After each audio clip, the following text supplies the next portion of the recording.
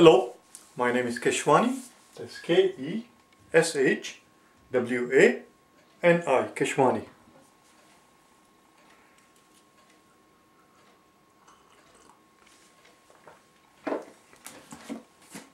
I have been solving data sufficiency problems out of this book here, GMAT Review, the official guide, the 12th edition. If you do not own this book already, purchase one immediately. The problem that I'm about to solve is the one that you're going to find on page number 274, data sufficiency question number 21. Let's take a look at it. Number 21. It says, what percentage of the drama club members enrolled at a certain schools are female? What percentage of the drama club members enrolled at a certain school are female students? What percentage of people in drama club are females? That's what the question is. What percentage of the people in the drama clubs, not clubs rather, or the club, are female students? That's what they're asking. Or as they put it, what percentage of the drama club members enrolled at a certain school are female students? Let's see what the first statement tells us. In order to answer this question, let's before we do our work, let's figure out what we need to know here. In order to answer this question, we need to know the number of female in the drama club, number of female in the drama club over number of males in the drama club plus the number of females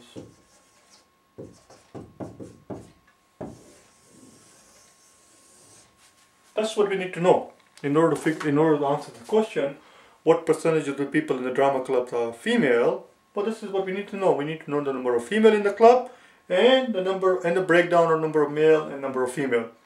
If you simply tell me the number of females in the club, that's not enough. If you give me the number of males in the club, it's not enough.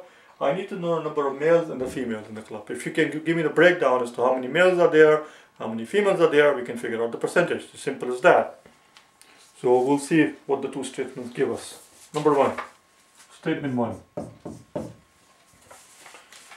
Statement one tells us, of the female students at the school, 40% of the members, 40% are members of the drama club. Well, it tells me that 40% of the female students in class, 40% of females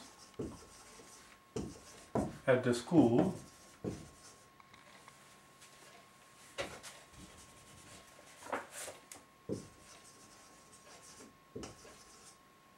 are in the drama club. Well, that's great. But how the hell do I know how many people actually are in at the school? 40% of females at the school. Well, we do not know how many female are at the school.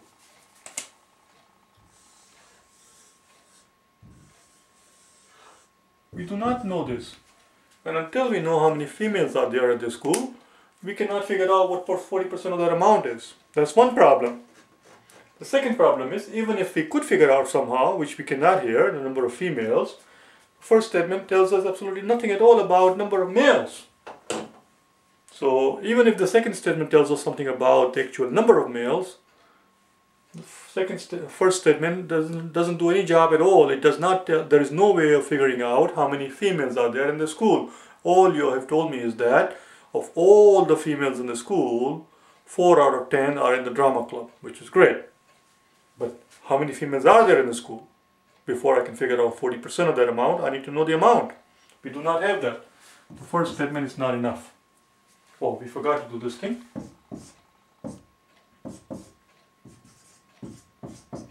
As soon as you see data sufficiency questions on the screen, as soon as the data sufficiency problem pops up on the screen, get in the habit of writing down A, D, B, C, E.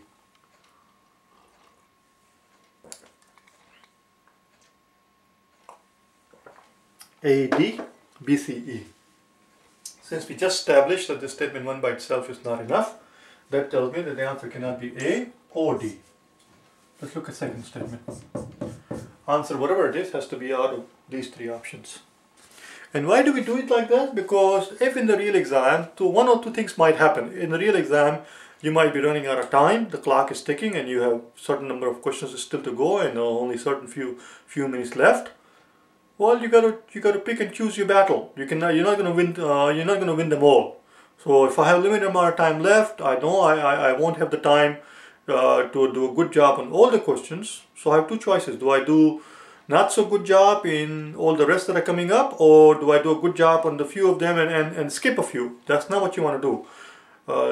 Not being able to finish the exam, the GMAT exam that they give you, a computer adaptive exam as they call it, not being able to finish the exam is the worst thing that you can do for your score. You have to finish the exam.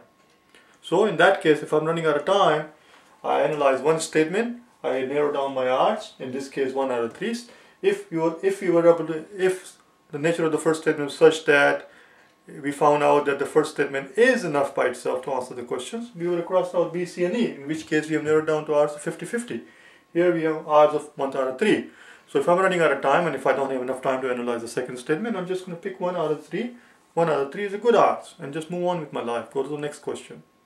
Or another scenario might be that the second statement is too difficult for me to analyze. I don't understand what they're talking about here. It's just too difficult, or it's too time consuming to analyze the second statement. Well, you do what you can and you narrow down your odds and you just move on with your life. That's all. That's all. You have to be realistic. You have to be realistic. Let's look at second statement. Of the male students enrolled at the school, 25% of the members are drama club. The same. They give you the same kind of. Well, I don't want to use the term that I want to use. But they give you same kind of same quality of information in the second statement. Here they're telling you that 25%, quarter of the males at the school, quarter of the males at this school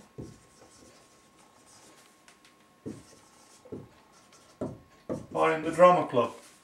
Well, that's great. But again, we have the same problem. Before I can figure out quarter of some amount, I have to know that some amount. There is no way of figuring it out how many males actually there are at the school. If they had told us how many actual males are there at the school, we could have figured out quarter of that amount, and we would have known how many students, how many guys, how many males are in the drama club. That's one problem with it. Second problem is that even if we did figure it out, number of males here, the second statement by itself tells us nothing at all about the number of females in this in the drama club. So second statement by itself is also no good. That tells me that the answer cannot also be B. It has to be either C or E. Let's put them together. As you can see right away, putting them together is also not gonna do us any good at all, because of the fact that we do not know how many females are there at the school. In order to figure out the actual number of females, in order to figure out the actual number of females at the school, we need to, in order to figure out the 40% of females, we know that 40% of females at the schools are in the drama club. So we can figure out how many females are in the drama club if we can figure out 40% of the number of females at the school. But we do not know number of females. They do not tell you the total number of females at the school. So we cannot figure out the number of females from the first statement. We cannot figure out the number of males at the school from the second statement. We know that quarter of the males are in the drama club, but how many males are there at the school? They don't tell us that. So putting them together is also no good. The answer is E. E, if you do not know, which you should know, E stands for neither. Neither of these two statements is rather any good. They're useless, worthless. The answer is E. There isn't sufficient data, even putting the two statements together, to answer the question that is being posed, which is, what percentage of people in the drama club are female? To which the answer would be, how the hell do I know? Would be the answer.